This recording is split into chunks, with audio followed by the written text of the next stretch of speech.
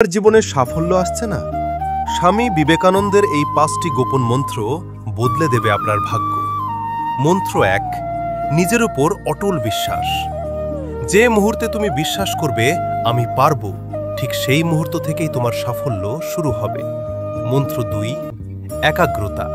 Focus is power. Vivekananda বলতেন, একটা কাজ এক সময়ে সম্পূর্ণ মন দিয়ে।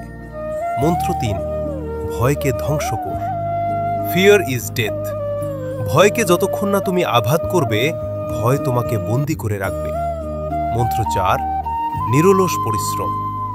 কেউ রাতারাতি বড় হয় না, প্রতিদিন ছোট ছোট কাজই বড় সাফল্য এনে দেয়। মন্ত্র 5, নিজেকে মানুষের সেবায় নিবেদন কর। জীবনের আসল সাফল্য আসে যখন তুমি নিজের শক্তিকে অন্যের উন্নতিতে ব্যবহার করো।